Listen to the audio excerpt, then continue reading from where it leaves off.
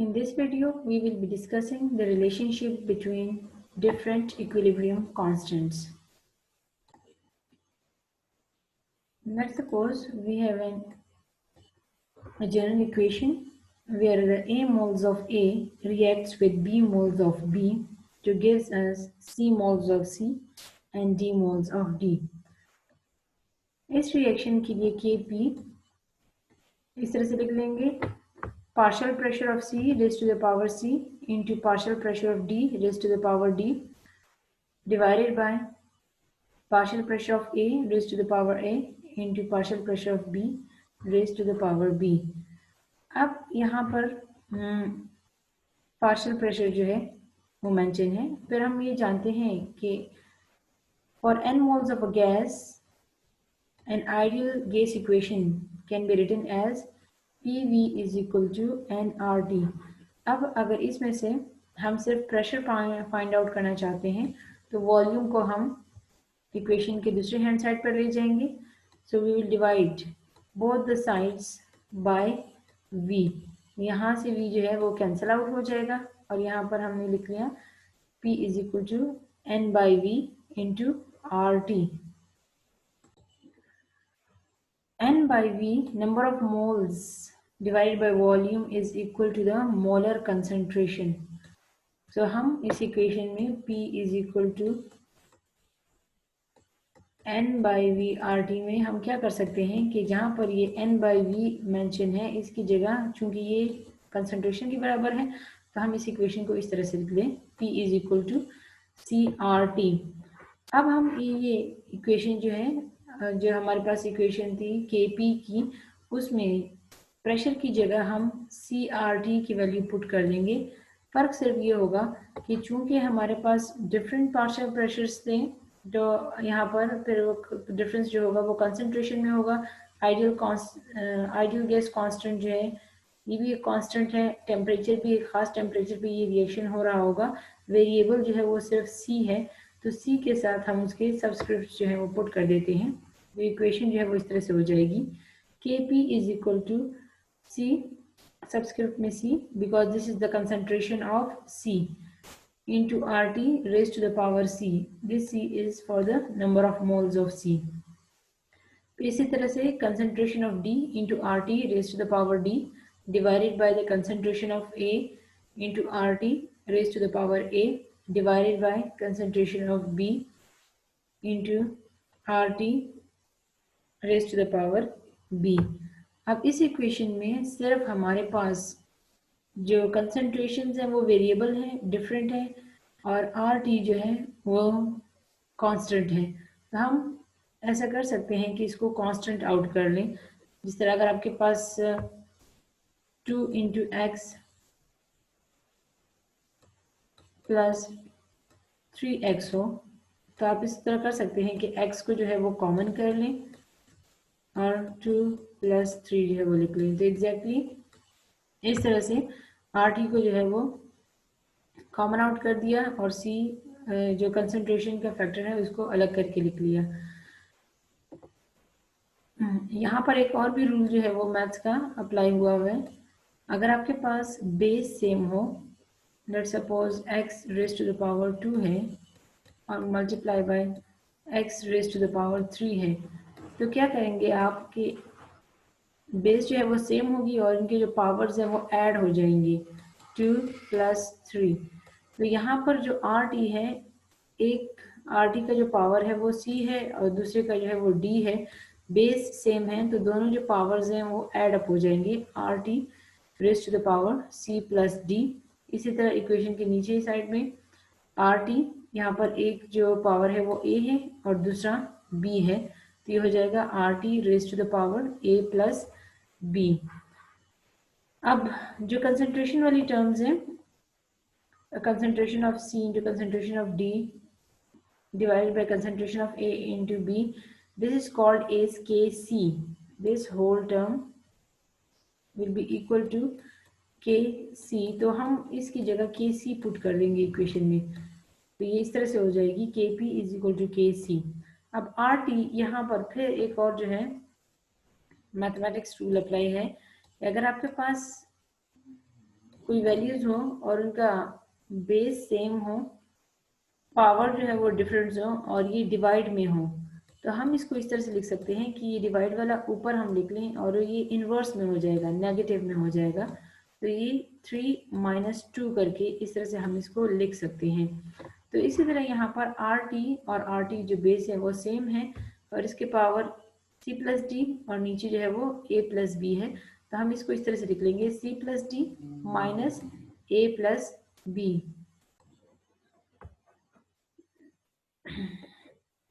A+B and C+D, these are the number of moles.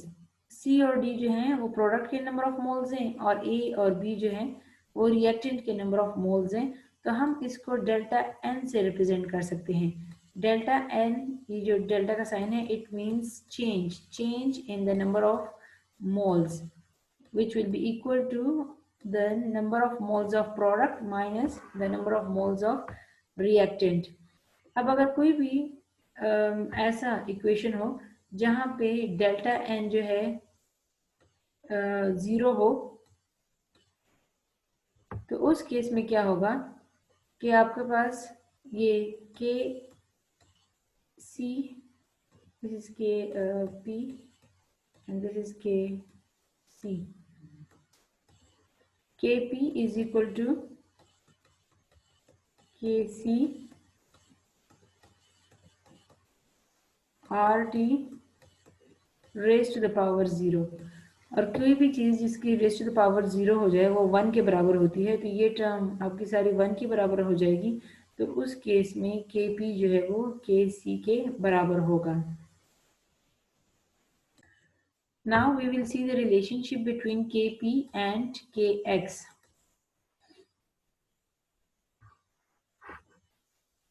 Partial pressure is given by the equation number of moles of the gas divided by the total number of the moles of the gases in the mixture into the total pressure. अब जो gas A है उसका जो partial pressure होगा वो A के number of moles divided by the total number of moles into total pressure के बराबर होगा। Number of moles divided by the total number of moles, number of moles of any component divided by the total number of moles of all the components present, ये जो चीज़ है this is equal to mole fraction, x a से represent किया जाता है।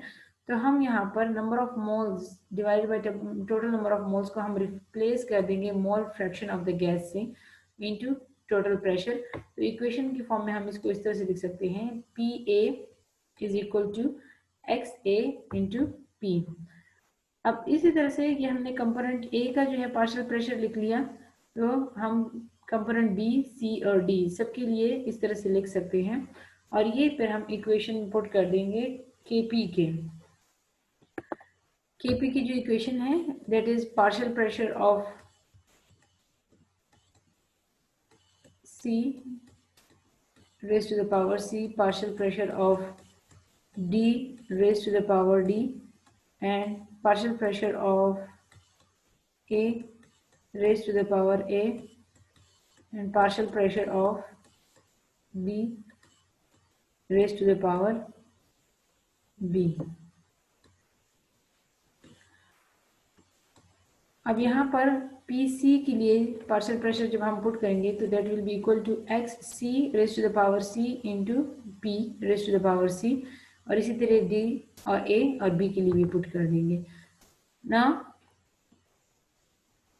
We have the term which is common is pressure, तो इनको हम फिर कॉमन आउट कर लेंगे और मोल फ्रैक्शन को दूसरी साइड पे कर देंगे। तो XC into XD into P C plus D, the same thing is applied. दोनों जो है बेसिस सेम है तो इनके पावर्स जो है वो ऐड हो गए, और नीचे भी mole fraction of A into mole fraction of B into pressure raise to the power A plus B।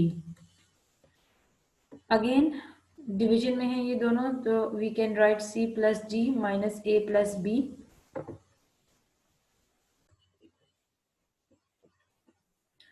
तो फिर क्या होगा कि ये again this is the change in the number of moles, so it will be represented by delta N, और equation जो है वो Kp is equal to X C raise to the power C X D raise to the power D divided by X A raise to the power A into X B raise to the power B multiply by P raise to the power N हो जाएगी। अब इस equation में ये जो terms है mole fraction, this is represented by के x equilibrium constant when the concentration is represented in mole fraction. So this equation can be simplified as Kp is equal to Kx P raised to the power delta n.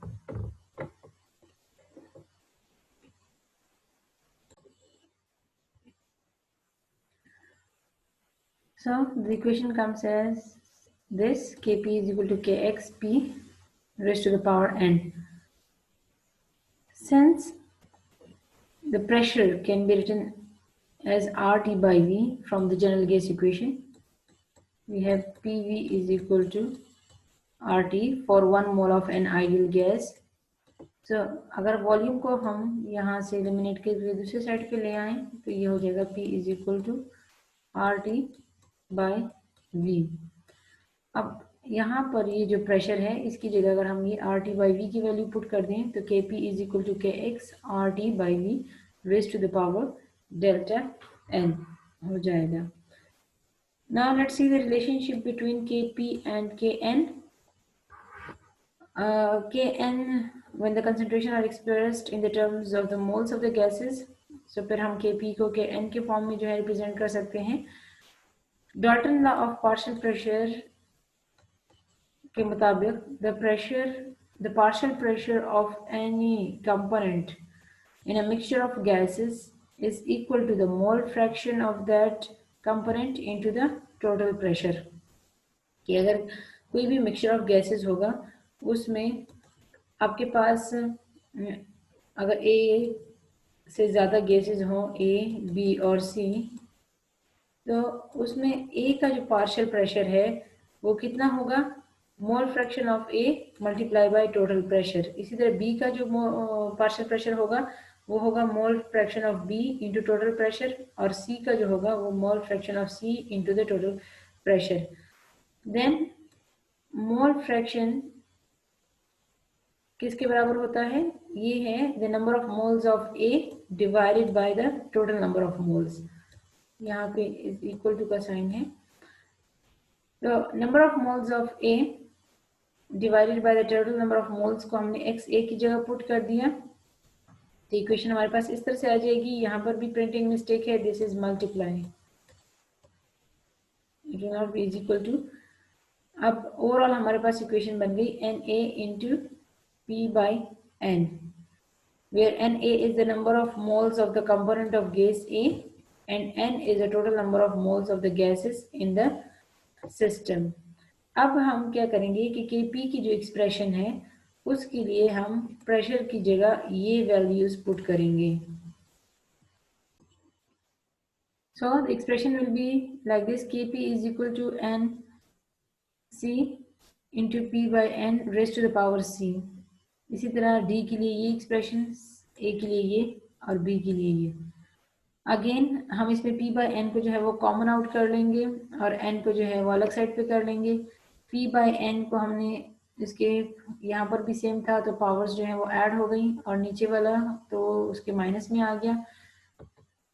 This term number of moles of C into number of moles of D divided by number of moles of A into number of moles of B is called the term Kn।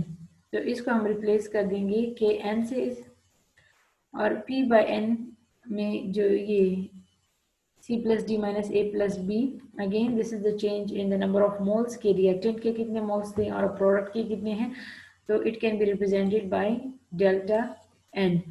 तो हमारे पास equation आएगी Kp is equal to Kn into P by N raised to the power delta N। So now we will look at all these equations which have derived. Kp is equal to Kc RT delta N is equal to Kx RT by V delta N is equal to Kn P by V delta N।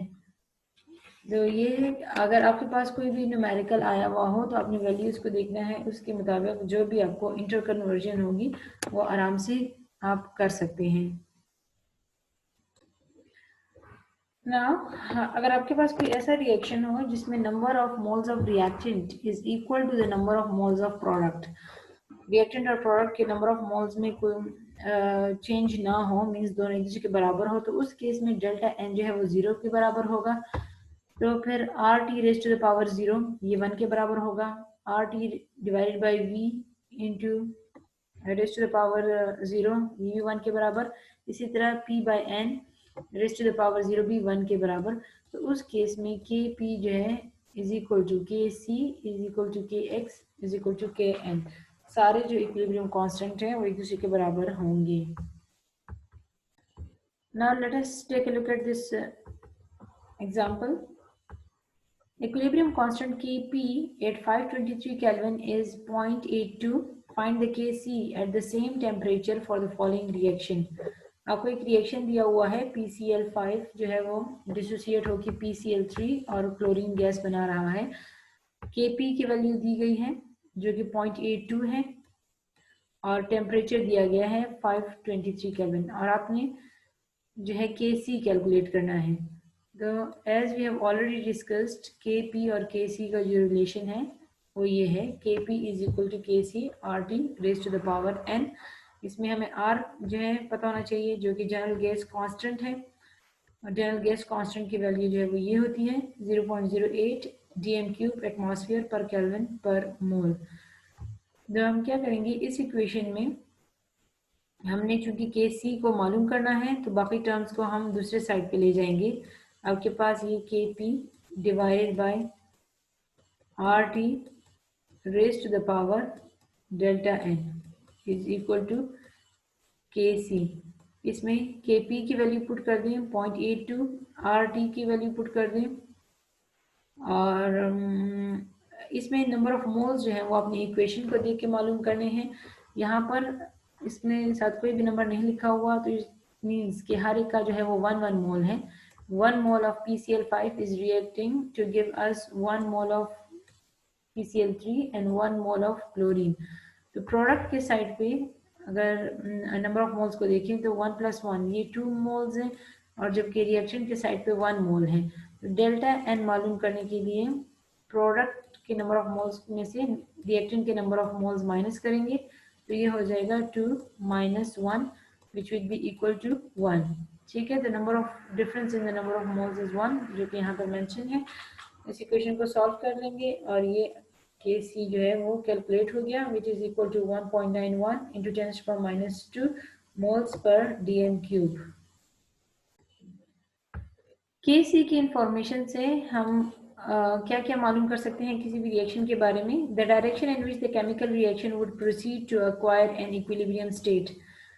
अगर एक reaction equilibrium में नहीं है और हम देखते हैं कि आया फॉरवर्ड रिएक्शन ज़्यादा होगा या बैकवर्ड रिएक्शन होगा इक्विलिब्रियम पर पहुंचने के लिए, तो ये चीज़ हम Kc की वैल्यू से मालूम कर सकते हैं।